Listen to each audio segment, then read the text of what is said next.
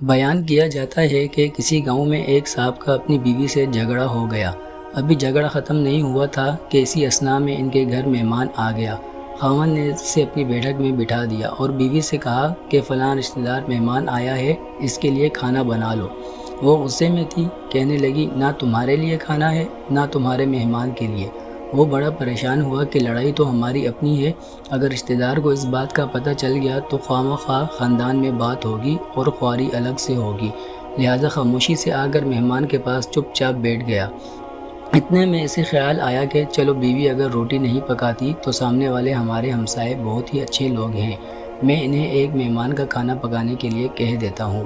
چنانچہ وہ ان کے پاس گیا اور کہنے لگا کہ بیوی کی طبیعت آج کچھ خراب ہے، لہٰذا آپ ہمارے مہمان کے لیے کھانے کا انتظام کر دیں۔ انہوں نے کہا ٹھیک ہے۔ وہ مطمئن ہو کر مہمان کے پاس آ کر بیٹھ گیا کہ مہمان کو کم از کم کھانا تو مل جائے گا، جس سے میری عزت بھی بچ جائے گی۔ تھوڑی دیر کے بعد مہمان نے کہا کہ ذرا ٹھنڈا پانی تو لا دیجئے۔ وہ اٹھا کے گھڑے کا ٹھنڈا پانی لاتا ہوں۔ اندر گیا تو دیکھا کہ بیوی تو زاروں قطار رو رہی ہے۔ وہ بڑا حیران ہوا اور کہنے لگا کیا بات ہے؟ اس نے پہلے سے بھی زیادہ رونا شروع کر دیا۔ کہنے لگی بس مجھے معاف کر دیں۔ اس کے خاوند نے کہا کہ بتاؤ تو صحیح، آخر تمہارے رونے کی وجہ کیا ہے؟ تم ایسے کیوں رو رہی ہو؟ بیوی نے کہا کہ پہلے مجھے معاف کر دیں، پھر میں آپ کو اپنی بات سناؤں گی۔ خیر، اس نے کہہ دیا کہ جو لڑائی جھگڑا ہوا ہے میں نے وہ دل سے نکال دیا ہے اور تمہیں معاف کر دیا ہے۔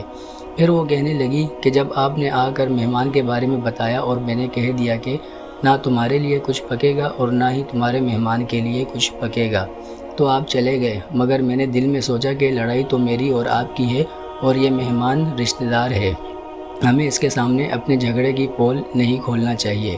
چنانچہ میں اٹھی کہ کھانا بناتی ہوں۔ جب میں باورچی خانے میں گئی تو میں نے دیکھا کہ جس بوری میں ہمارا آٹا پڑا ہوتا ہے، ایک سفید لباس شخص اس بوری میں سے آٹا نکال رہا ہے۔